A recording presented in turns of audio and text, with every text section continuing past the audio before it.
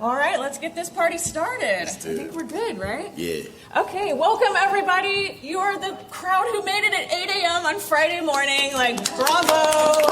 Yes.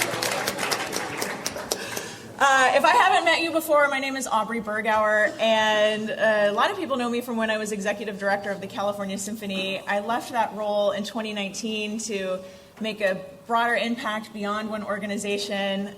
I talk a lot about changing the narrative, but now, this year, I'm saying the narrative is changing. We have seen, and you all know this, so much change in the last 2 years, trends of all kinds accelerating around us. Here we are gathering again, and this is good news for our industry, that the narrative is changing, that the conversations are not the same as they were just a few years ago. So I will introduce our panel in a moment, but I will just say I am so excited by the people we get to hear from today. As you know, this session is the top 5 tech trends orchestras need to know. And I wanted to start with this quote from McKinsey, because it says not just that the narrative is changing, but that it's changing quickly. McKinsey's Digital Insights report says in the next decade, we will experience more technological progress than the last 100 years combined. That's what McKinsey projects. And this matters because advancing technology always spurs economic growth. We know this, we've seen this play out every time there's been a period of rapid technological advancement. Economic growth is good for us, it's good for our orchestras, it's good for our consumer-facing business. So we're gonna learn about these trends today. So I want to talk a little bit just about the methodology. How did we select these trends that we're talking to you about today? We looked at every kind of article we could find by tech writers, journalists, bloggers, and looked at all of their tech trends. What were they saying are the leading trends every industry needs to be paying attention to? And from that, there were 5 that really not just were in everybody's list, but really seem directly connected to our work in classical music. And then at the end, we have a little bonus round where we're going to share some more trends, sort of rapid fire, that are adjacent to our work, I would say. So preview of things to come. And then for each of these trends, like I said, I will introduce our guest in a moment, but we're going to do this sort of mini TED Talk style. So each of them have a different trend in which they are true subject matter experts. And so 8 to 10 minutes, they'll give their little mini TED Talk, and then we'll move on. To read it down, our panel, and I will give a more thorough introduction before they do their TED Talk, but I want to introduce Drew Ford. Jennifer Rosenfeld is on the screen. Jerry Silver? I'm so sorry. Jennifer Chang. All right, this is our panel. We're going to have a lightning round at the end with Rick Tolaski, but I'm getting ahead of myself. So for now, please just help me welcome this group of really wonderful experts. Thank you. So I also want to thank our session sponsor. Tolaski has been a real partner in preparing this session. You all need to know that. And I want to start with a story. And that is, we were preparing for this session, and I was on a call with Rick Tolaski and Henry Fogel. And Henry told this story of when he was leading the Chicago Symphony, and they were attending a concert in Salzburg. And at the time, he was trying to push forward the renovation in the hall in Chicago and was not totally getting buy-in from the board. So Henry shares they go to Salzburg. Suddenly, in that concert hall, the board members said, "Oh my gosh, I hear the difference." Suddenly, green light for the hall renovation. He was able to move forward. And the point in the story he was saying is that just because the board members couldn't necessarily articulate what they were hearing, they knew it, they felt it. And then at this point in the conversation, Rick jumps in and he says, this is true for trends in technology too. Even if we can't articulate what we're seeing in the world around us, we know something's happening, we know there's change.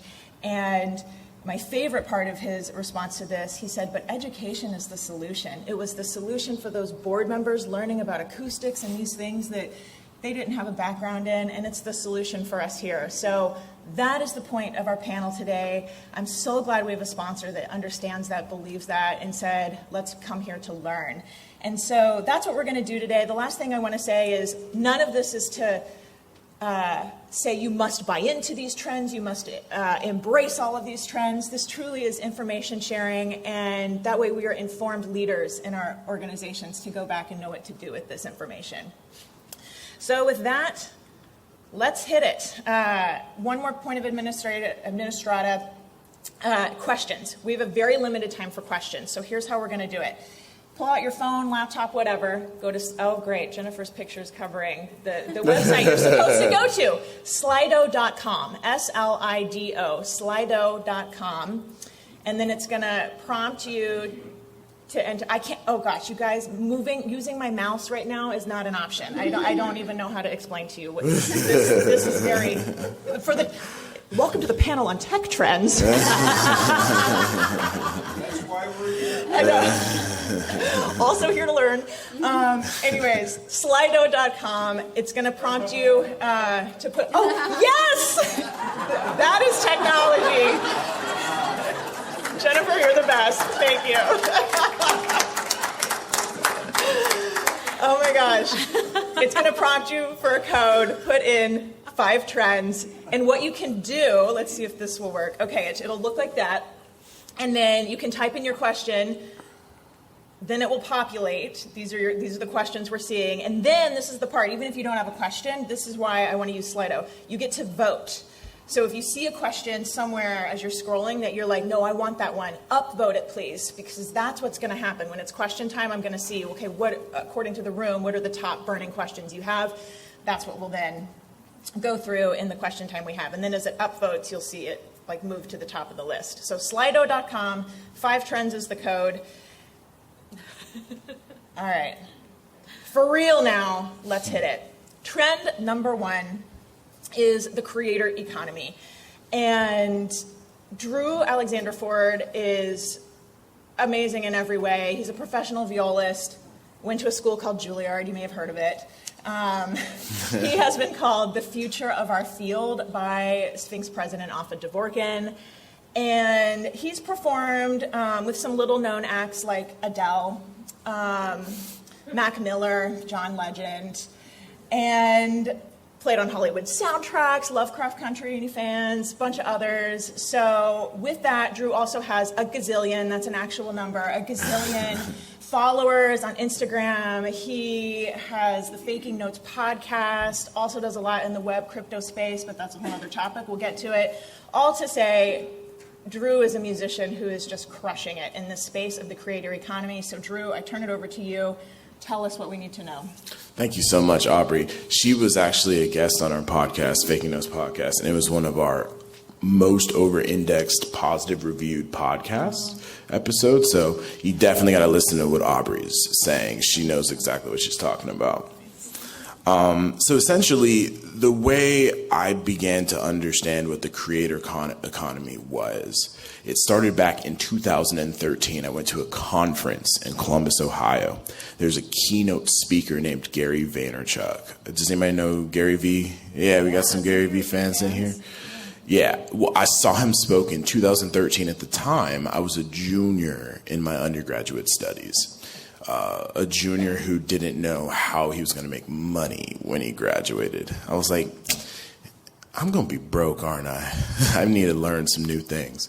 So at this keynote speech, Gary Vaynerchuk he said a lot of different things, but the one thing he said that stuck with me was this. He said, if you post on Facebook talking about the ham sandwich you had for lunch today, you're a media company. And I was like, what? But that one idea changed everything for me personally in the way that I mentally model how I navigate through the Web 2 space, the social media space. Now, the creator economy is essentially all of the different players that interact through Web 2. So, for instance, you are a participant if you have a an account with Meta, whether it's Facebook, whether it's WhatsApp, whether it's Instagram, Twitter, LinkedIn, you are an active participant in the creator economy. Most people are just on the consumer side of this economy. They consume the content that is created. However, businesses over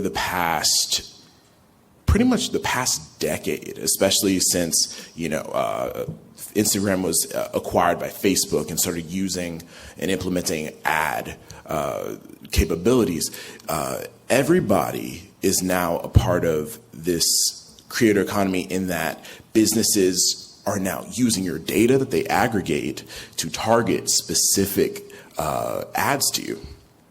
And so if you are a business and you want to index a particular part of your user base, you can use these tools now. You're now part of this economy. The one thing that is crazy to me personally is that we're not being paid for our data, right? Even though this is a valuable resource. So we're all participants, but the one thing that I wanted to really hammer home today is that you want to be a producer in the creator economy. What I mean by that is producing content. Who's heard the phrase content is king? Yeah, that's a good one, right? But what does it really mean? The way I like to think about it is, and the reason why I'm so incredibly bullish on even today creating a whole media strategy utilizing Web 2, utilizing Instagram or a platform that you want, is I think about it like having a plot of virtual real estate. Every single content post that you create lives on the internet forever. I'm saying every content you make lives on the internet forever. So if it doesn't get the 100,000 million views that you wanted, that doesn't matter. Somebody's going to find it. It's always going to be there. And if it is good content, it will always have value. It will be like a productive plot of land giving you a harvest every single year, especially if you learn how to repurpose your content that you create, make it relevant to current events. It's really powerful. So I just wanted to hammer that home, that it's important to become a producer in the creator economy, not just a consumer, because unfortunately, Meta is not trying to give you any stacks for your data. Until we figure that out, we lobby our Congress, be like, no, our data is valuable. Let's get some money. That's not going to happen. Next, the power of influencers. I wanted to speak quickly about this as well. As I said before, businesses are interested in targeting consumers, specifically using the data. However, the one thing that is starting to come to light is the power of influencers. Influencer marketing is a trend that is going to continue to increase. And as somebody who actually participates in that economy, I can say that it's a very fascinating endeavor. What influencers do is they create content. They're building their big plots of farmland on the internet. And by doing so, they're building audiences that they have rapport with, that care about their perspectives, that go to them to learn things. They go to them for their opinions. And companies see the value in these audiences. So with strategic partnerships, companies will give influencers money to talk about a service. Or they will give them a product to talk about a service. Now, how many organizations, orchestral organizations, have implemented an influencer campaign? That's amazing. It's not as many as I would have hoped to see. But could any of you quickly shout out how did it go? Was it great? Was it great? Super great. Super great. Super great. And can I ask, in what way, in your experience, was it great? I'm a really old person. If we added your ages together, we'd almost get to mine. As an old person, I had access to far, far more individuals your age than I would have ever had without that campaign. Amazing. So it bridged a gap, a demographic gap that can be traditionally difficult to. Well, one look at me and you know it's a big gap. Appreciate it. Thank you. I mean, that's definitely one of the values, right? And in addition to that, it's whatever audience that creator has cultivated becomes your audience as a business. Yes, Carrie? One thing I love about influencer marketing too is the influence.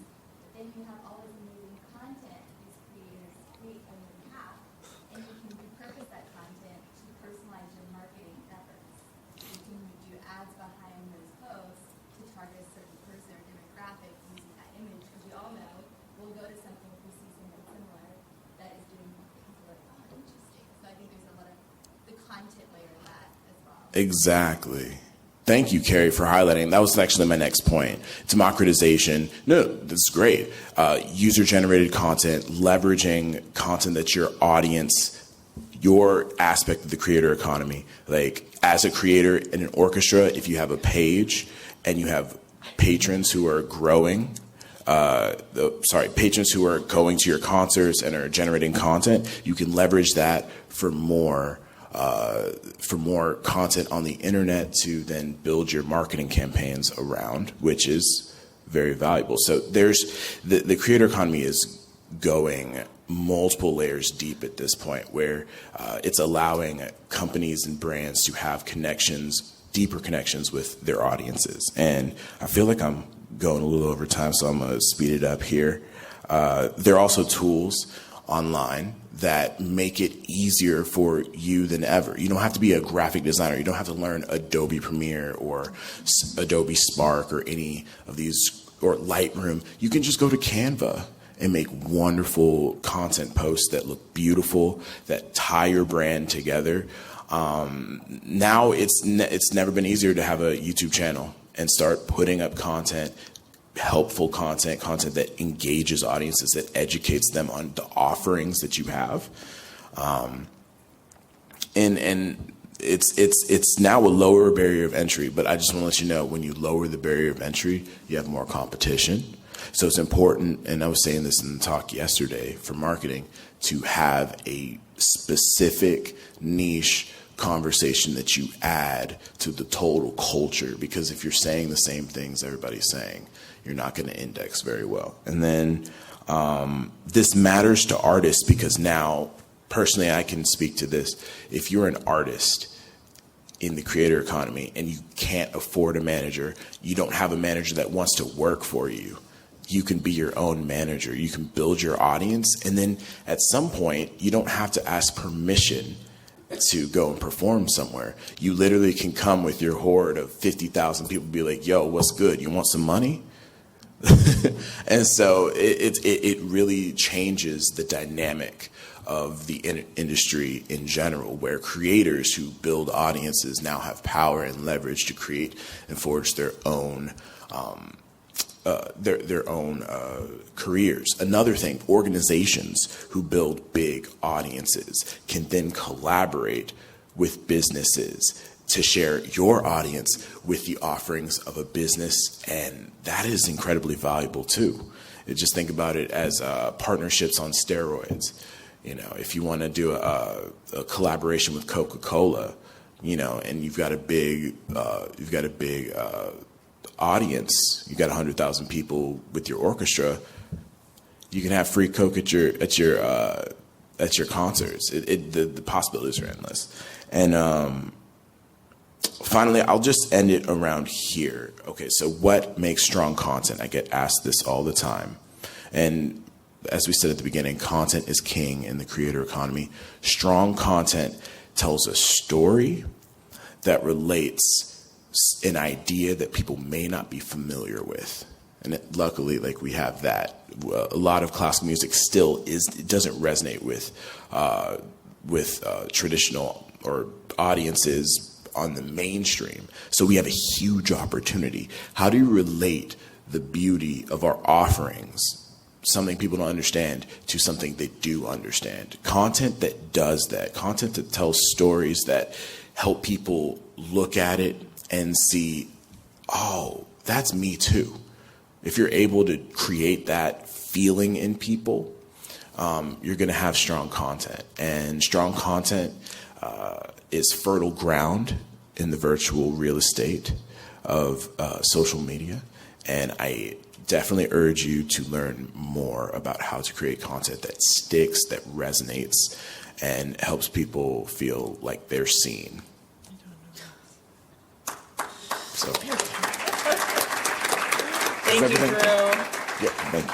As you can see, I don't know why the Zoom call dropped. I don't know where our Weston Tech staff is, but I need some help because we need to get our Zoom back up and running.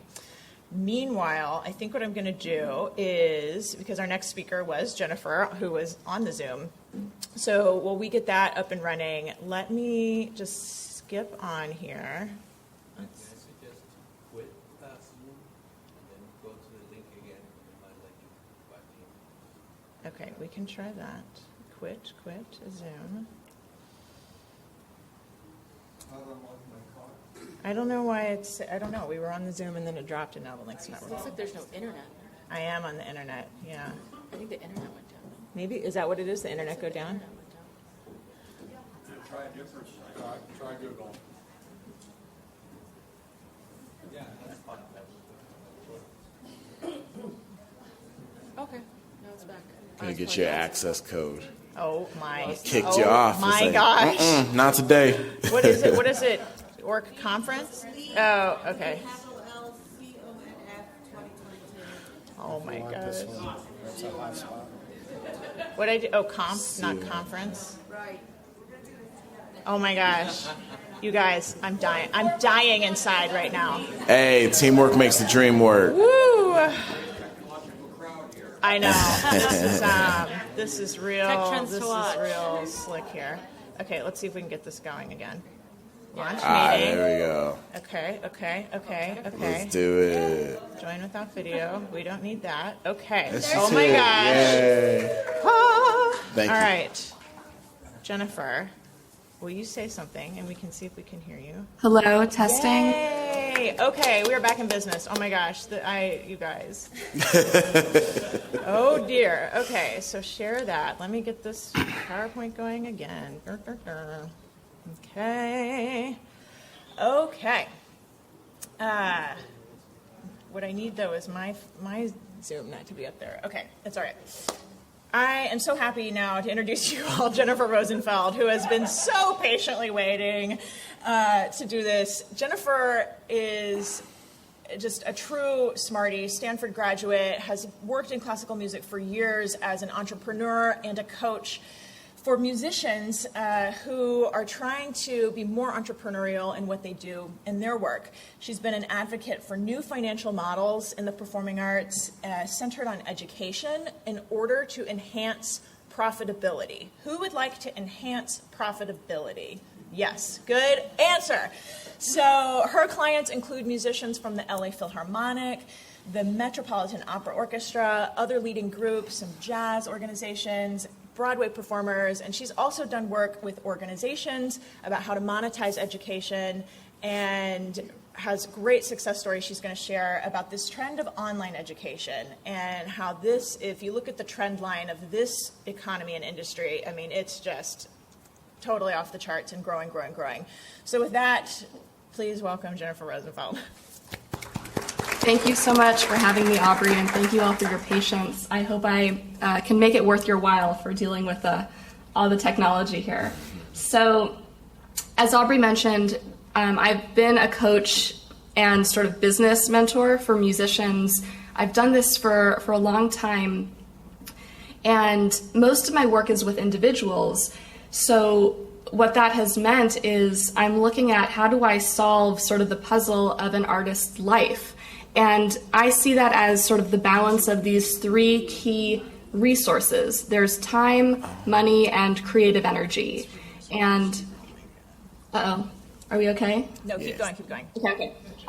So it's sort of this question of, what I've seen is that so many of my clients have been in a situation where either they're not making enough money to support their life, or they're making a fine amount of money, but they are burning the candle on both ends. They're super overworked, and there's rarely time or energy to do the projects that really matter to them. So I've spent a lot of time just trying to figure out how can we get this balance to be better. And in some ways, I've used my own life as an example, because in addition to the ways that I've made money coaching and helping artists and having my own businesses, I also have my own creative pursuits that are really important to me and are something that require a lot of time, energy, and also money. So I've thought a lot about how do I design my life so that I can put what I care about at the center. And I remember it was so weird how all of this went down, but in 2019, I started talking about this with my clients that, I'm concerned that getting all of your income from performance-based activities has some risks to it, because it is, it requires you to be on the road or to be performing all the time, which is very exerting on the body and energy consuming. It's also, we're sort of at the whims of when someone else will pay and how much they'll pay. So I had no idea, of course, that, a global pandemic would put all of this to the test for our entire field around the precariousness of performance-based income, which I would argue also has its challenges for organizations. So the last few years have really been this fascinating laboratory where I've had a lot of people coming to me and saying, I'm kind of out of other options. I need to find another way to make money. I'm all ears, which was sort of never something that I had before when everyone was so busy performing. So I've been really passionate about online education for a long time. I've been curious about it as a business model for myself and my businesses, but also I've been a consumer of it in many different forms. And online education can mean so many different things. It can mean watching a video on YouTube for free. It can mean paying someone tens of thousands of dollars, as I have done, to learn from them remotely. And sometimes it's not remote as well. Like, I've been part of programs where I've paid a lot of money and some of the program is delivered online, and then sometimes there are brief in-person encounters that span a few days, and it makes the in-person component really, really satisfying. But part of what I think is so important about the online education trend for our field is the fact that most of the consumers of it are adults. And this is something that Aubrey and I have talked about a lot. One of my gripes about what I see from a lot of arts nonprofits is that while education is so highly valued, it is the resources that most nonprofits put into education are geared towards young children, which is very valid. I mean, obviously, kids should 100% be exposed to an arts education. But as a 35-year-old, I've definitely felt like, well, what about me? Does that mean that it's too late for me, or that I'm done with that, or that because I finished all of my formal schooling that now I just get to be an audience member?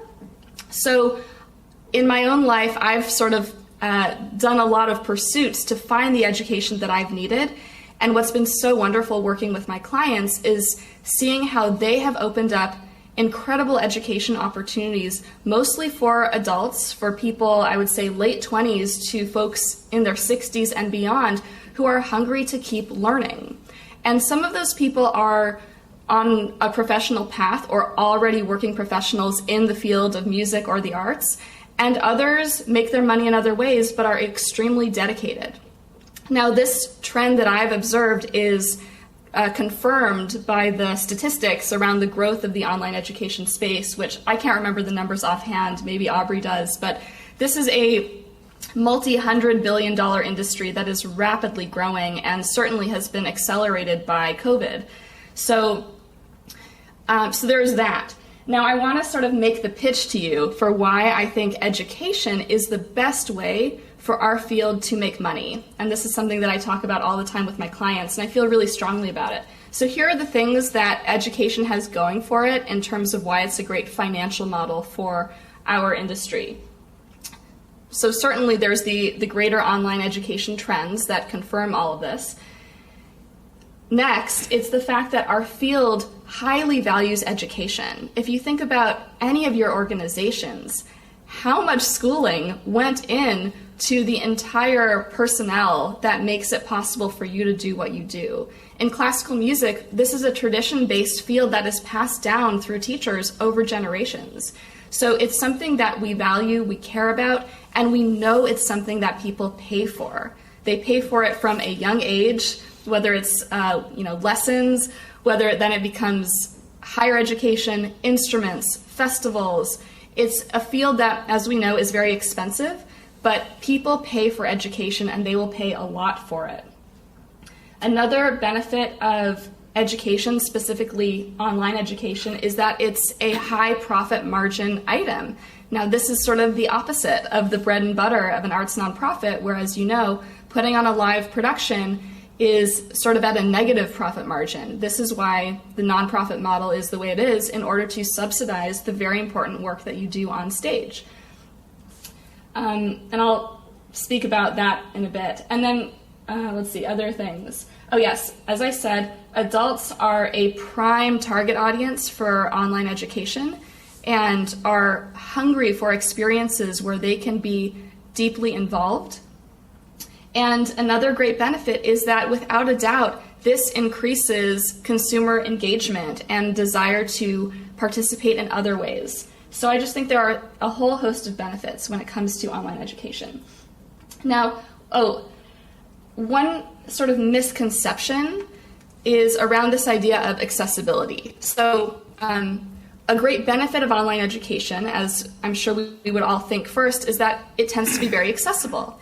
Anyone can access it geographically, which is fantastic. This is a huge benefit to so many people, that the internet makes it possible for me to study with my amazing piano teacher in Philadelphia, and that's just incredible how that can work. But a lot of people assume if we're doing online education, that means we need to make it really low priced. And I was going to say I have nothing against that, but the truth is I kind of do, because it often, when we're starting from a low cost model as the driving value, it often further perpetuates this cycle of us committing ourselves to a lot of work that we're not able to support financially. And again, when I work with individuals who are essentially bootstrapped entrepreneurs, as I have been my entire career, we don't have the luxury of a financial model that is going to take many, many years to work. We need it to work as soon as possible. So it really brings this question of our profit margin into play. And a lot of what I have specialized in my sort of the way that I've worked with clients is helping them move into significantly higher price points. So I'll just give an example. One of my clients is Nathan Cole. He's the first associate concertmaster of the LA Philharmonic. We've been working together for a long time, and kind of like as Drew was talking about with the creator economy, Nathan has been making videos on YouTube for over 10 years, teaching people different excerpts on the violin and stuff like that. And it got to a point where his online presence had created a lot of demand for people to want to study with him. But he was sort of running out of hours when it came to offering private lessons, even though he was charging top dollar for them. So we spoke about how could he maybe redesign this whole process of taking on a student. So for him, in the very first program I helped him design, this was in 2019, he went from charging $200 an hour to $5,000 for a 6-month training program for violinists, which had a mix of different formats of delivery, from pre-recorded content to group classes to individual lessons, but only once a month. And he enrolled 20 people in that, which made him $100,000. Now, since then, he's done a lot more things. In fact, he's actually in the middle of getting ready to announce his summer program. If you go to summerbach.com, you can see that he has over 1,200 violinists all over the world, all ages, all levels, learning from him for free this week, and then he'll announce his summer program next week. In the past, when he's done a summer program like the Violympics the last 2 years, in 2020 he had over, I think, close to 400 people enroll, paying roughly $800 for the summer. So this can really add up to some serious money. And what I think is so amazing about it is, again, these are, I think his average student is like in their 40s to 60s. These are people of all different professions, all different levels when it comes to the violin, but they've been seeking for a way to engage, to find community, and to do serious, deep work on their instrument. So the final case study I want to talk about very briefly is with an arts organization, Beth Morrison Projects. You may be familiar. It's a New York-based small nonprofit that has become one of the leading producers of new works in the sort of new opera space. So I was on the board of BMP in 2020 is when I joined, and when the pandemic happened and they lost all of their touring engagements, I said to them, if you'll let me, I'd love to help you create an educational program because you have this incredible expertise in producing, which is so needed but also so desired amongst people in the arts. Like, so many people want to be able to produce their own work.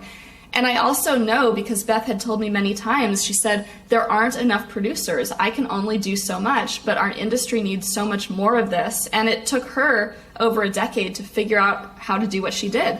So I helped them create a program called the Producer Academy. I think they charged about $3,000 for it, and a few board members subsidized a few spots, but they enrolled a class of, I think, 30 people, most of the people who paid on their own. They made about $80,000 that summer, which covered their payroll for a few months, and everyone loved the program. But here's the most amazing part. As a result of that, I think it was the Mellon Foundation has given them a grant of $500,000 to support this program, as well as, I think, a full-time sort of producer fellow for the next 2 or 3 years. So I just think that's so incredible, and I loved how Beth said to me what meant so much to her about this program was that it enabled her to finally have a way to enact an important part of her mission. And the fact that it was able to help their bottom line, was all the better. So I'm probably out of time now, but that's what I wanted to share with you about online education. In some ways, I confess I'm not really a technologist. I don't really know about the future of where things are going, but I care about this field, and I care about us being able to do it in a sustainable way. And that means getting our financial models in order so that we are earning back time as we are earning more money, because that's one of the things that I think we all really need in this field. Thank you, Jennifer.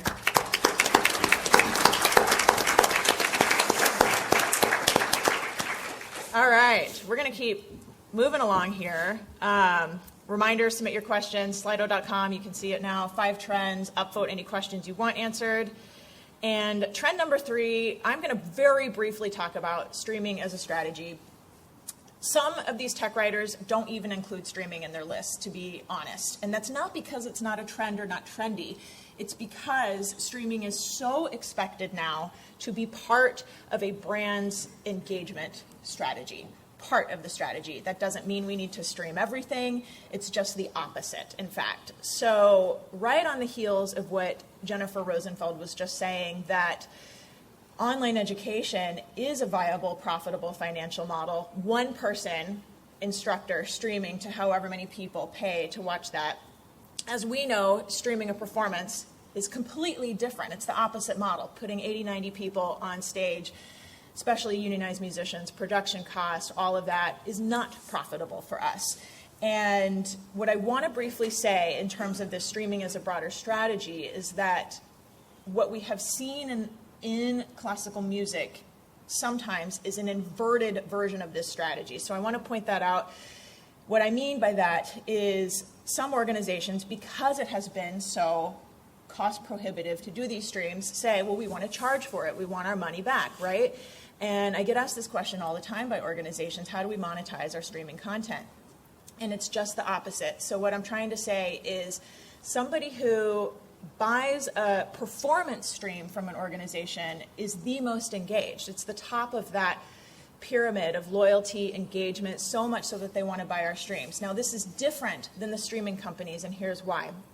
You take a company like Netflix or Hulu or whoever, they're literally spending, for every dollar we spend on our subscription each month, $1 billion for us to receive content in return. We can't charge because we're not on that same level. That's not the level of production and value we're providing. So what happens, though, and this is very interesting, of all those streaming giants, Netflix is the only one that is part of their core mission, streaming part of their core mission. All of the others are, like Amazon, for example, Disney, for example, Apple, they're streaming because they want to drive loyalty toward their analog in-person products. Disney wants you to come to the parks or go to the theaters. Amazon definitely wants you to be an Amazon Prime member. That is why they're using streaming, to enhance value, enhance engagement, enhance loyalty in that way. So for us, we need to flip the pyramid, is what I'm saying, flip the strategy. We need to stream not to make money, but as an engagement tool. That doesn't mean we stream everything. Like I said, that means maybe we pick a few performances a year, stream the overture, something like that. And the idea is that people then want more and want to come by that in-person analog product. So that's what we want to say on streaming as a strategy. It's part of a broader trend happening around us. So for the sake of time, let's move on. NFTs and blockchain technology. We're going to hear from Jennifer Chang now. Jennifer is the former CEO of Playform, which is a no-code AI platform for artists. That was a lot of words. What that means is they use artificial intelligence for people who don't know how to code, okay? That's like most of us, maybe all of us, right? So what's also interesting, her business partner there, as an aside, was responsible for the team that completed the Beethoven 10 with AI, if anybody remembers seeing that. Yeah, see, I'm seeing like a lot of ahas right now. Just in addition to all of that, she's a master's in arts management, an MBA from USC.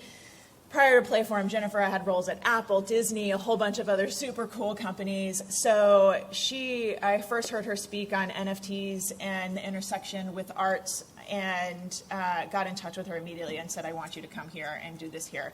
So with that, Jennifer, I'm going to turn it over to you. Awesome. All right. So, thank you for the introduction. All right, let me just make sure I'm going the right way. As Aubrey mentioned, I am the former CEO of a company called Playform that is in AI art. And AI art particularly is a popular category around NFTs. And so we got into the NFT kind of market or scene really early as of 2020. Over the last year or so, this has just been a very hot topic, especially among the creative industries. And I'm sure a lot of you guys are just kind of wondering what all of this even is. And so today I'm going to just kind of go through blockchain NFTs, what they are, and how they are impacting the creative industries. But just to get a kind of a sense of where everyone is at in regards to their awareness of this new technology, how many of you guys have heard of cryptocurrency? Let's go. How many of you have cryptocurrency? All right, now hack their wallets. I'm just kidding. Yeah. Give me your seed first. How many of you have heard of NFTs? And how many of you have purchased or created an NFT? Oh, we got some in the room. Pretty cool. All right, and then what about the Metaverse? How many of you guys have heard of the Metaverse? How many of you guys actually know what it is? All right, cool. This is very honest. Thank you. Yeah, a lot of that I saw. Yeah. So it sounds like we have a lot of awareness in this room, but not necessarily everyone's jumping in yet. And that's pretty indicative of the overall market and where we are in regards to the tech adoption here with crypto and NFTs. But just to kind of break down what we're talking about here, so the technology we're talking about is called blockchain. And blockchain is a way of storing information and data in a distributed, decentralized system. So it means that no one's kind of there pushing the buttons. All of it's being done automagically, autonomously, with code. In regards to blockchain technology, there's two primary applications, just broadly speaking, that we're usually talking about. The first is cryptocurrency. Cryptocurrency is what they call a fungible token. What that means is one Bitcoin is the same as another Bitcoin.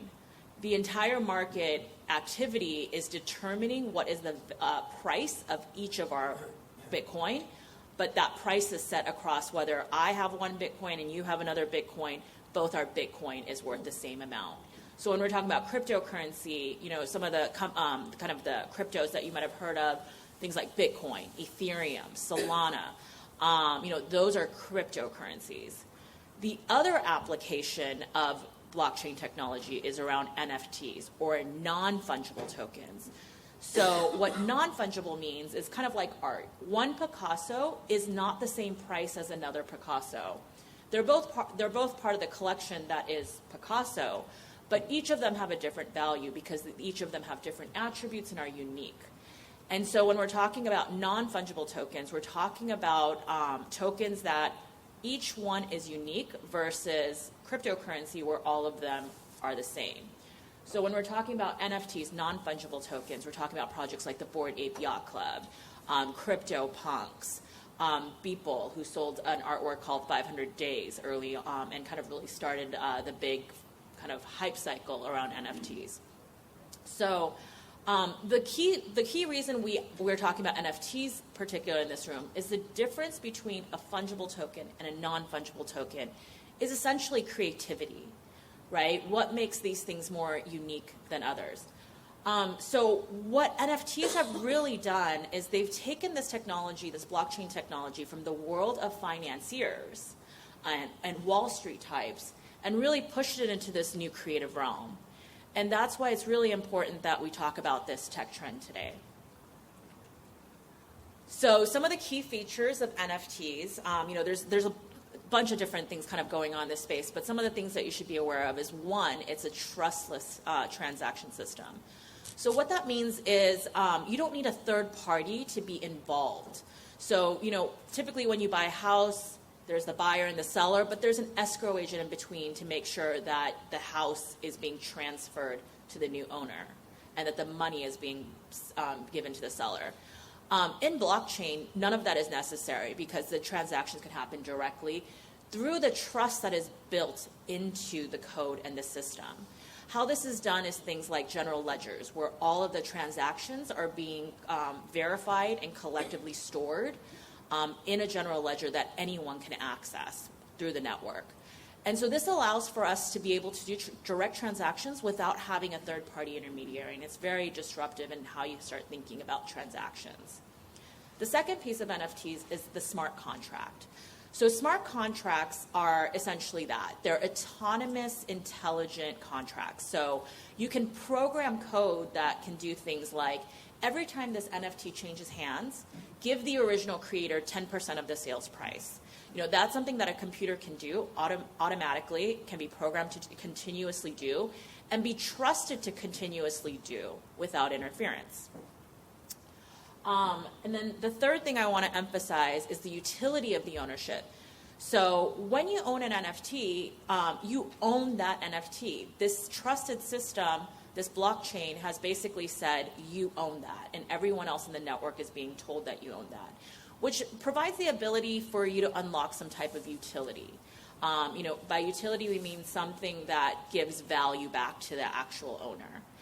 And so, I think a lot of times the utility in NFTs is not really being considered as much.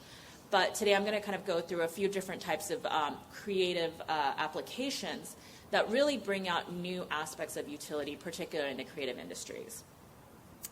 So I'm going to start with a few projects. Oh, sorry, I went the wrong way again. I'm going to start by talking about a few different projects out there. So within the NFT space, the language project is used most often when we're talking about a business or some kind of tool or whatever that's being put out there. So this particular project is called Stoner Cats. And I think this is a really great example of how NFTs are presenting a new way to fund creative projects. So if you have the Stoner Cat, it's one of about 10,000 NFTs that were issued by the Stoner Cats project prior to the development of the actual project. So if you have one of these, it will allow you to go to a website where you are the only owners would be able to see an animated TV series that was created by Hollywood heavy hitters such as Seth MacFarlane, Ashton Kutcher, and Mila Kunis. There's only about 10,000 of these NFTs out there, so only 10,000 people can basically watch the show at any given time. But they were able to raise $8.5 million from the sales of these NFTs and produce a 10-episode season 1. And the way it would work is, you buy one of these NFTs, it might cost like $1,000 or $2,000, depending on the price of ETH. And after you're done watching the show, you can actually sell it back into the marketplace so someone else can watch the show. Or I can send it to one of my friends so that then they can go and watch the show. So unlike Netflix, where you're paying a subscription, in this case, you're paying for a license, which you can sell and swap. but it creates another way of funding creative projects. I'm sure if you've heard anything about NFTs, you've seen these pictures of these apes. They tend to be everywhere. So these apes are called the Bored Ape Yacht Club, and they're one of the kind of most interesting phenomena that have happened within NFTs. There's 10,000 of these ape cartoons that were created by a company called Yuga Labs, and they were distributed as NFTs, and now they are worth, anywhere from, they're usually in the hundreds of thousands, depending on where the price of ETH is. I believe right now it's around 150,000. They're often pointed to when people say that NFTs are just hype and fad. But actually, I think there's a lack of awareness of the utility of having a Bored Ape Yacht Club, and that is that it's presenting this new way of distributing creative value to who is creating that project. So, as I mentioned, the Bored Ape Yacht Club, 10,000 ape NFTs. But this one in particular is ape number 1,798, also known as Jenkins the Valet. So this particular NFT was illustrated by Yuga Labs and sold, and eventually found its way to another team of creators called Tally Labs. Tally Labs decided to take ape number 1,798 and give him a name. They called him Jenkins the Valet. Jenkins is the valet at the Bored Ape Yacht Club, and he tells you about what's going on, who's coming and going, and he tells stories, and he has this whole kind of rich backstory that has really unfolded through social media. The really interesting thing that has happened as a result of this is the Jenkins team has been able to spin off their own NFT project that raised $1.5 million to write a crowdsourced book with the NFT owners. They've also been signed by CAA. So now you have this situation where one team has created the actual ape illustration. Another team is adding to the value of this particular NFT by also giving this illustration a backstory and a character. And so the interesting thing here is that with the Bored Ape Yacht Club, they pass through the IP so that whoever owns that ape is able to have those commercial rights. And so it's a new way of, like a lot of people point to this as building Marvel from the ground up versus top down, right? You give the characters out to the people, and then people can develop the stories based on the character that they have. And ultimately, all of these characters live within the Bored Ape Yacht Club. And then the third application that I'm going to talk about is how NFTs unlock new ways for creative collaboration. So this artwork is one of the early artworks of an AI called Botto. The Botto project is one in which all people, like a community of people, can come together and basically help train an AI by paying for tokens. And the AI is trained to create an artwork that is based on all the inputs and decisions made by that crowd. Then the artwork is sold as an NFT, and then those proceeds go back to the community that helped create it. So this is a way in which you're not only just seeing, the community come together to fund a project, or people kind of working on, but actually working together to create something that they can then collectively sell. So this is another way that, NFTs and blockchain are really kind of changing the way we think about the creative industries. And also another interesting project I thought I would point out. So in conclusion, these are just some of the trends and interesting ideas that are coming out of this new market. That being said, things are still really early. At its peak month, there's about 100,000 active wallets that participated in NFTs on the Ethereum blockchain. So we're talking about very low, number of people in regards to adoption still. There's still a lot of challenges ahead in regards to technology and how we apply it, and finding new ideas around how to apply this technology. But that being said, it's introducing a lot of really interesting new ideas around how we creatively collaborate and fund and just build these communities as well. And so I think it's definitely a tech trend that all of you guys should be watching as people in the creative industry. The other great thing that's happened is that, the early adopters of this industry have come together and formed a really vibrant community that, we refer to as the NFT industry. or the NFT community. And within this community, we have, our own little code language. And one of the things we love to say is WAGMI, which means we're all going to make it. And just want to share that with you. We're all going to make it. Thank you. Yay. Thank you, Jennifer. All right. We've got one more big trend we want to share with you, and I just want to say a note on time. Since we started a little late, we're going to go a little late, so probably 9:20, 9:25 is when we'll wrap up here.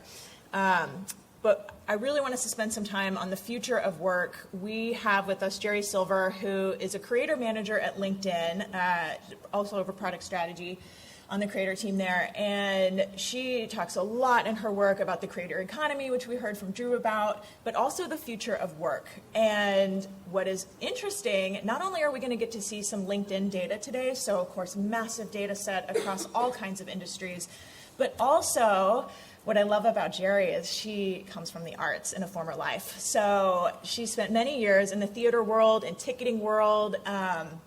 She was the senior director of partnership strategy for Today Tix. Anybody with a theater history is like, oh my God, Today Tix, I know. So she is just bringing this intersection of knowledge about the performing arts and this trend of the future of work. So please, Jerry, tell us what you got. All right. Hey everyone. Well, I think that intro was pretty great and really speaks to why I'm so thrilled to be here. I definitely feel like I knew I would be in good company today. We may have even crossed paths at previous conferences like Tessitura, so if I'm familiar, that's probably why. But today I am sharing data on behalf of LinkedIn. And many of you have probably heard of LinkedIn. It's a pretty big destination, whether you are listing out your professional experience or sharing content about your professional lives, searching for a job, hiring for a job. All of that happens on LinkedIn. And just to give a big picture numbers, there are 830 million member profiles on LinkedIn around the world. Over 208 million are US-based job employees. And over 58 million companies have a company page on LinkedIn. So we have a team called the Economic Graph, and they use some of the data from the site to say, let's let the world in on these trends that we're seeing. We see a lot of movement from job seekers getting hired to employers growing their teams. So what can other employers and people with jobs learn from that? And that's a bit of what I'm going to be sharing today. So honing in on that data, I'm going to focus on 3 trends. One is the trend around remote work and what we're seeing today in 2022. 2 is the Great Reshuffle, which some have called the Great Resignation, but we don't because we think there's more to it than that. And 3 is what employees are prioritizing these days when it comes to choosing or staying at a job. And first, I want to acknowledge that arts jobs and the arts industry is unique in so many ways. So if some of these trends and data feels like this would never work for me or it doesn't resonate, that's probably true. Like, it's very valid. I'm not here sharing a playbook of what's right and what's wrong. It's very much not a one-size-fits-all world of work right now. But I think the beauty in that is that every industry is redefining what a workplace means to them right now. Every industry is having these conversations. Every individual company is as well. So in a perfect world, I present this data hoping that it will be interesting food for thought as you envision the present and future state of your organization as a place to work.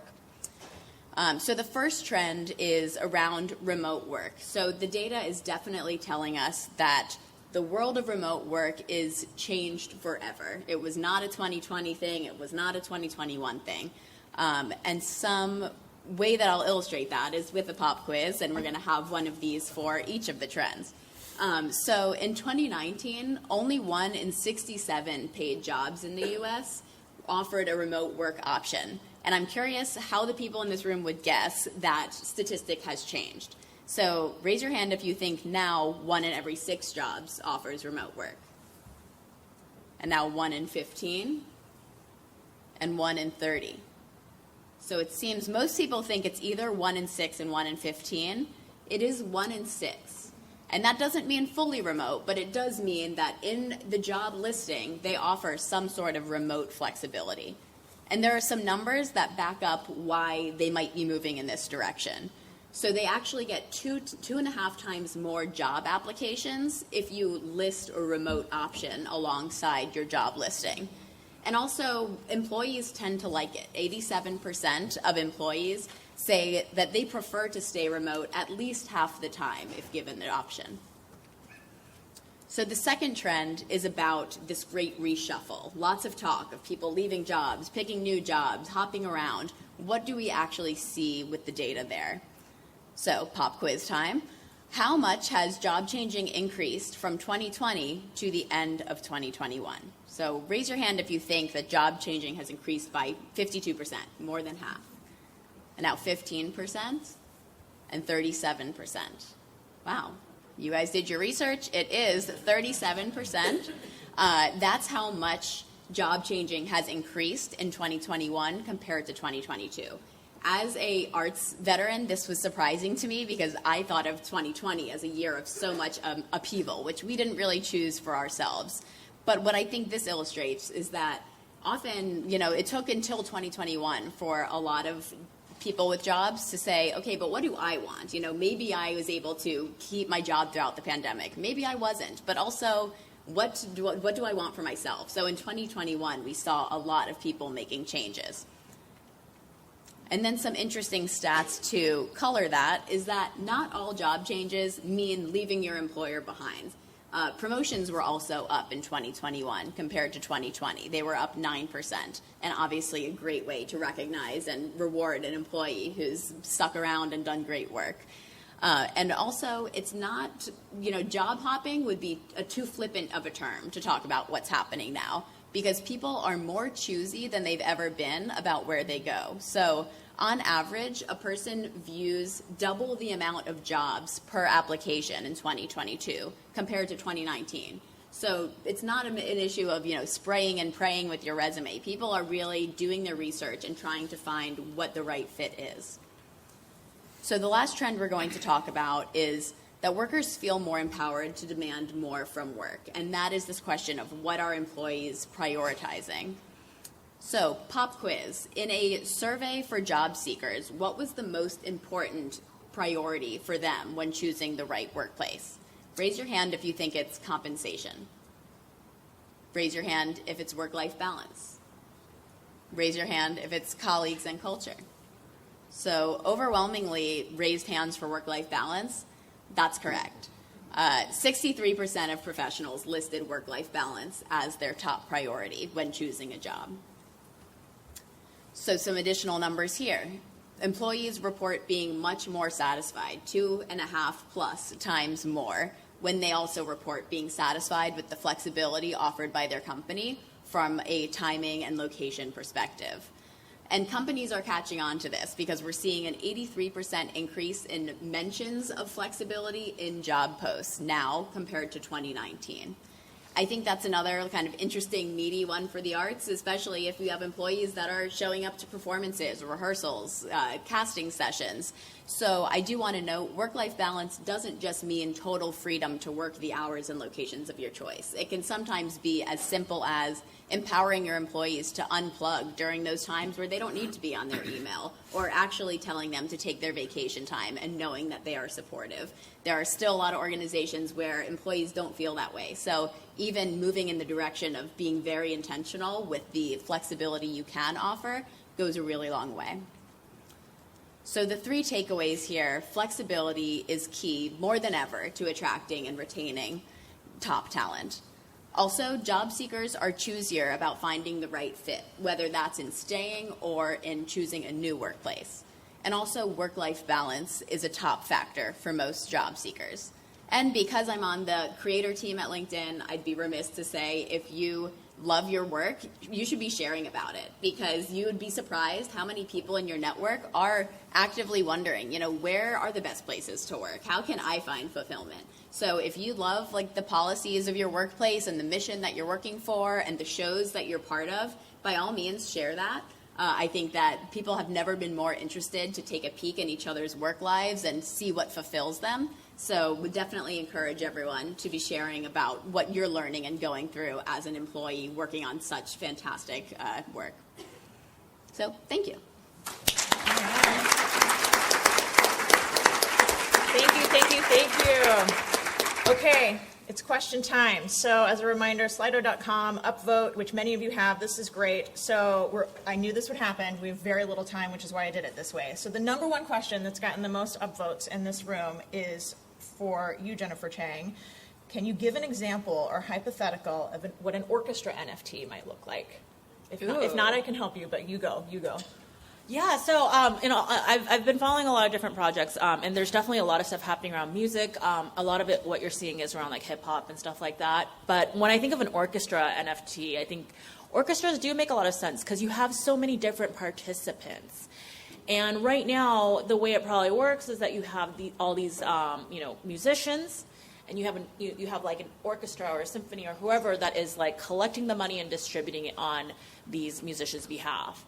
But I could see an opportunity where a group of musicians could come together, collaborate, put together some kind of record or some kind of audio file that they can share as an NFT, but it'd only be exclusive to the people who own the NFT. And then each time one is sold, it could be distributed across the 100 people that contributed to that symphony automatically. So you no longer have to have this kind of like third party bringing it all together. I could see an orchestra NFT being built on some kind of platform where people can contribute different, stems or whatever, pieces to the composition, and maybe it kind of gets put together in some way and distributed in that way. So I think there's a lot of different ways that this can be applied, and I think we've only scratched the surface. So, these are some ideas, but get creative, and I think there's even more. Okay.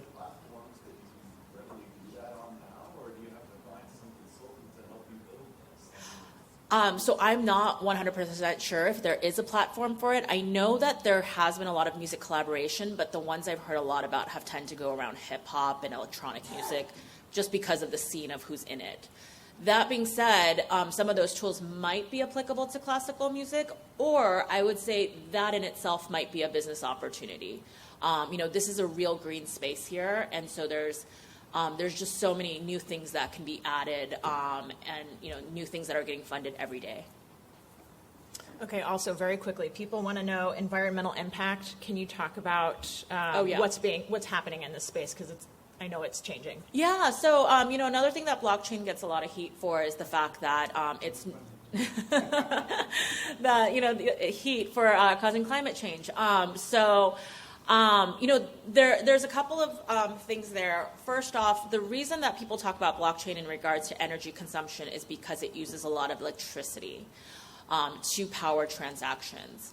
So a few ways that I address this is, one, what uses the most electricity is a system that powers Bitcoin and Ethereum currently, which is called proof of work. It requires these miners, these servers, to basically try to figure out all these really complex calculations to mine a Bitcoin. Lately, the technology standard has been changing to something that is called proof of stake that requires less energy. That being said, it also involves, you're kind of compromising a little bit on security there as well. I think a lot of these algorithms are still in the works, and I think we're going to keep coming up with better and better ideas. And so I think that will be resolved some way or another. We are moving towards lower energy usage in the blockchain. Another thing that's I want to point out too is that it all has to do with the source of energy. So the reason blockchain has the reputation for being so dirty is because a lot of the mining activity was happening in places like China, where there is a lot of coal and carbon based things that are being used, and so the source of the energy is really the issue. So as we move to more cleaner renewable resources, this will solve itself. Another thing that we should be really aware of is that actually China has banned Bitcoin and cryptocurrency mining, and so a lot of that activity has now relocated to the U.S. So it's really now on the onus of Americans to push for cleaner energy, which will also impact the blockchain as well. And so I see this as larger part of a bigger problem where we really need to push our governments to do something about climate change and clean energy and renewable energy, more so than a blockchain specific problem. And then the third thing is that, the reason blockchain gets a lot of this criticism is because the data is transparent and publicly available. We know how much energy the blockchain is using. We do not know how much energy Bank of America is using. We do not know how much energy, JP Morgan Chase is using, right? And so I think at a certain level, too, you also have to just be aware that when you're talking about blockchain and saying this is a bad thing, you also just don't have the data to really compare it to the existing traditional systems either. So yeah, that's the energy side of things. All right, there's one more popular NFT question. I'm going to take it, and then I've got one that I want both of Drew and Jerry to weigh in on, and then we're going to move on. Successful NFT project in the performing arts space. So Dallas Symphony last year, if anybody remembers, when Dallas Symphony brought in the Metropolitan Opera Orchestra musicians and performed, they then turned that into an NFT project. They released, I think it was photos, maybe a few audio clips, so that's a good one to look at. Also, Verdigris Ensemble, this is a chorus. They were the first organization, help me out because you were on that panel with me, they were the first organization to sell, I think, a composition on the... Was that Christina Spinelli? That's not Christina's piece. That was, oh my God, I'm blanking on his name, the composer. I'll just say this composer was the first composition released as an NFT. $250,000 was the sale. I mean, this composer, and he said on a webinar we did together, I never make that kind of money in a year. We're like, we know you're a composer. Like, but he was so open about this. He was like, it changed my life. So those are just a couple quickly to rattle off. Okay, question for, this is on the creator economy. So the question is, if the advice is have a YouTube channel, but whatever the platform, creating content is not always so easy. So how to ensure social media or content success? I would like if you have quick tips, and then I know you have advice too, probably. So there's no easy way to do it. You have to figure out, it's kind of like mining. You have to just like dig a hole and just see what you find in there. Oftentimes you're going to get nothing. And a lot of people tend to view that as a waste of time, but I think that is the most valuable work you can do.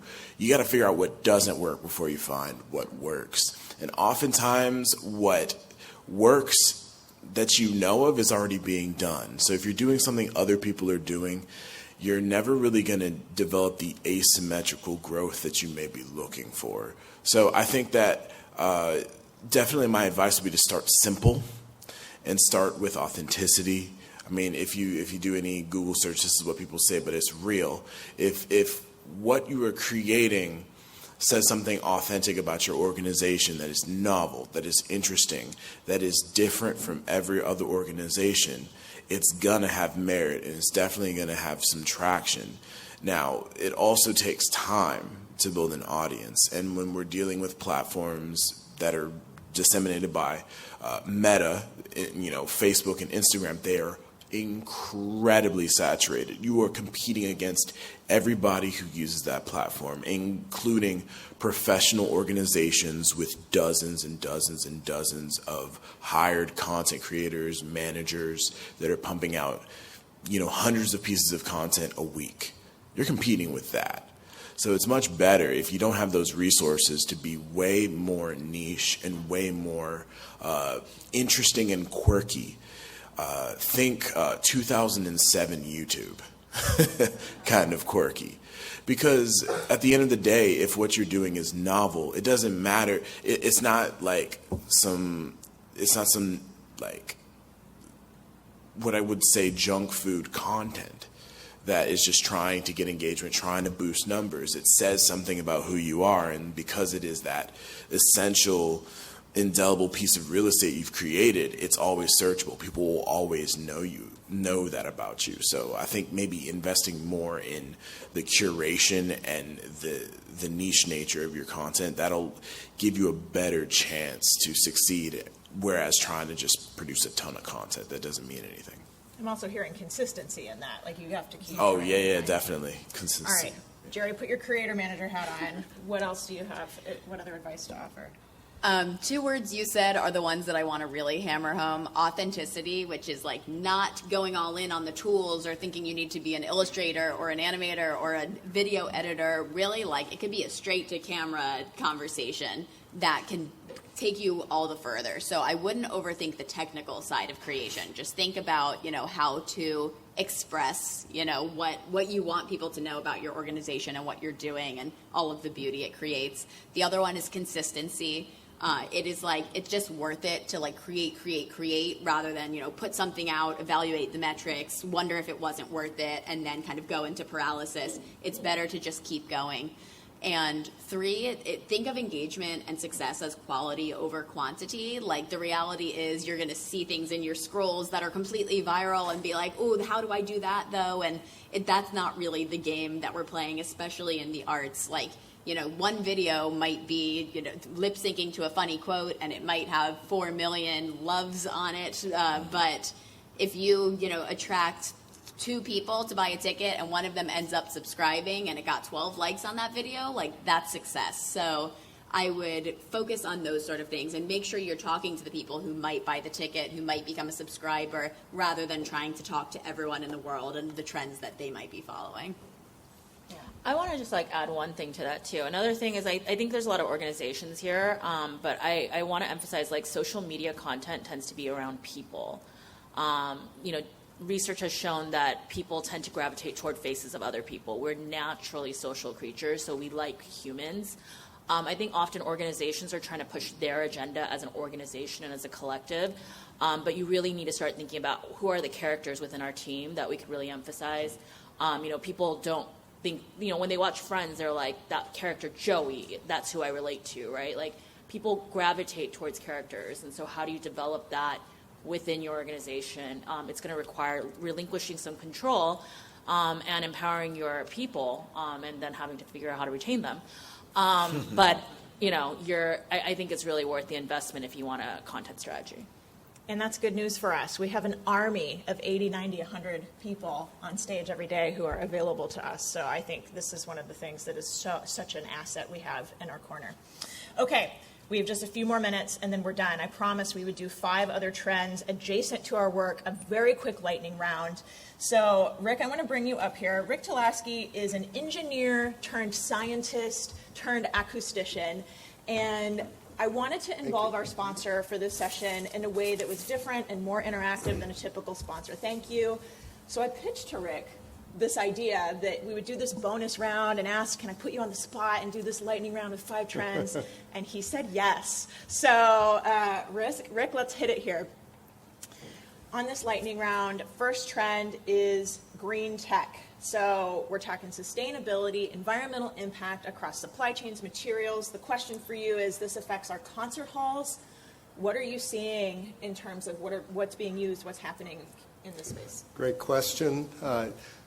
Basically, we're ahead of the curve, you might say, and the building industry is well along on creating environmentally friendly buildings. You have the WELL building, you have the LEED programs that helps develop buildings that are environmentally friendly. There are proper materials used, LED lighting, and those types of things.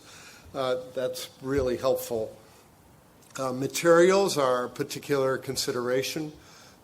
Many of you might be involved in reseating your concert halls, that being changing the audience seating. And the seating has a profound effect on the acoustic quality of a space. So you really have to pay attention to that. It involves porous materials, sound reflecting materials. Those all have to be managed and selected. There are other durability considerations that come into play. Appearance, of course, things like flammability and smoke developed and the like. Other materials are, cork is a really great material. It can be used on floors. It absorbs impact. It's not porous like carpeting. It keeps the hall live and reverberant. Felt materials can be made from recycled materials like bottles and things like that. Concrete can be used to actually, what's the term, basically absorb pollutants and they become encapsulated. We like concrete as acousticians, and that's a good way to manage the environment. Hemp is another product that is being used for making sound-absorbing materials. I'll say that The smoke development associated with that product is not part of this conversation. So, but in any case, we're doing a really good job of staying ahead of this. Stoner cats. It's all connected. It's all connected. Okay, very quickly, I'm going to hit trust architecture, and then I got another one for you, Rick. Trust architecture is an increasing trend. Every tech writer is talking about this. This is also known as digital trust. This is the privacy conversation, ethical use of data. I'm seeing nodding heads. Good. Cybersecurity. Very quickly, I want to say, many of you probably know this, Apple made recent iOS changes that limits the tracking these other apps can do. It lets you opt out as a consumer. As a consumer, this is good news. Facebook is upset, if you've been following this, and other advertisers, but they're the big one, because it limits their ability to super target ads. So as a marketer, a little more challenging. But anyways, that's what's happening. This also affects us, not just because we run ads on these platforms, but it affects our ticketing systems. We are e-commerce businesses, so consumer privacy is important. This is not just PCI compliance. This is now, a full-on trend globally, basically. Okay. Metaverse. All right, this word has come up a little bit.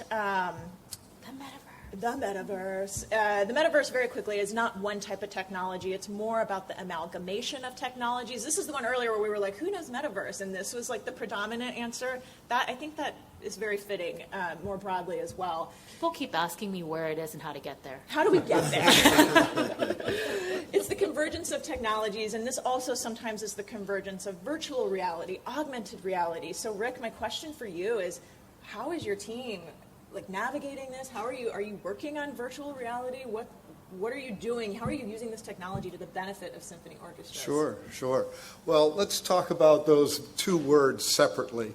And for us, virtual reality isn't putting some little iPhone headset on and having a wow factor, and that doesn't really convert to subscription tickets, right? For us, it's trying to understand, letting everybody know that patrons expect and deserve a great sound experience. And so the foundation of good acoustics, the reality of good acoustics, relates to clarity of sound, adequate loudness, proper localization, reverberance, envelopment, those types of things. Localization, that's a tricky one, because what that means is what you hear matches what you see. And that's not always the case in a lot of these, toys, VR toys. So we think that's extremely important, and it's sometimes not addressed in some of the commercial acoustic enhancement systems that are out there. So when you venture into the virtual world, you need acousticians who understand what the goals are in terms of clarity, loudness, etc., and audio consultants who can work together and make that happen. You talked about Henry and his talk and how the board members finally understood what he was trying to convey in terms of importance of sound quality. I'm the same way. If somebody asks me why I like this wine or vodka, I'm at a loss of words to try and describe it. In the case of acoustics, we have a number of certain characteristics, and those basically are the goals, if you will. So our bias, strong bias, is to develop architectural solutions to create these important sound qualities for enjoying music. However, sometimes we understand that some buildings aren't capable of doing that, and that's where we resort to the use of electronic systems, call it electronic architecture, if you will, that supplements the natural architecture of the room. Right. I think that's going to be a very interesting area moving forward. I'm really excited about that. Yeah. Well, there's a lot that can be done. That's right, a lot that can be done. All right, two more, lightning round trend, 4 out of 5. AI and machine learning, that's artificial intelligence, using computers and algorithms that can improve automatically through their experience and the use of data. So a lot of Jennifer's work is at the intersection of AI and the arts. We've talked about that. I mentioned at the top, her business partner at Playform was part of the Beethoven 10 AI reconstruction of the finish of that symphonic work. San Francisco Symphony recently debuted a piece where they used AI media images and video along with the Ligeti score.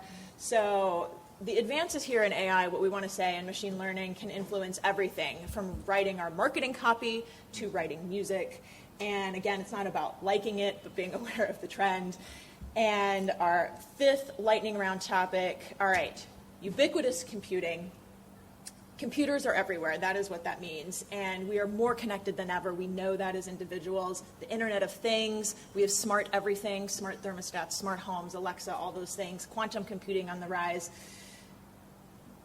This affects our consumers' access to our online content. It affects their experience in our concert halls potentially. So Rick, the question here, and this is really putting you on the spot, this is in part an acoustic problem. Ooh. Cell phones in the concert hall. Thoughts? Go. Well, I'll revert back to 2 years ago, the first virtual concert by LAO, conference by LAO, and there was a presenter that offered results of a survey. One of the questions in the survey was to potential patrons, what would cause you to not buy a ticket to an orchestra performance? And half of the respondents said, I don't go because people are rude, that they use their cell phones. The other half said, they won't let me use my cell phone. So this is a real dichotomy that we need to solve as an industry. So what could be done? I mean, we could design concert halls where there are designated areas where, create a little privacy and that type of thing, but we know how that works. Smoking areas and the like have gone away. So another option might be to work with like Google Glass systems, allow people to have images that they can see without disturbing people. There are assisted listening systems that are regularly available by law that perhaps could be joined together to help with that communication process. A third very easy way here is the screens. They're disturbing because they're bright. Why do we have to watch, enjoy, listen to performances in the dark like we did last night? So I would encourage us to bring up the lights during music performances. If you do that, you're not, when people do use their phone, they will use their phone. It won't be as disturbing. So I love that. It reframes the problem completely, which I think is great, and then it's not a problem. Great idea. All right. Thank you, Rick. I really made him do this, and he was like, I'm in, I'm game. So thank you to you for doing this, for sponsoring the session. As we wrap up, just very quickly, our trends in review. Here you heard about the creator economy, online education, streaming as a strategy, NFTs and blockchain, and the future of work, plus our bonus lightning round of 5 more trends. You all have been fantastic. You stayed to the end. You were here at 8 a.m. From all of us, thank you so much.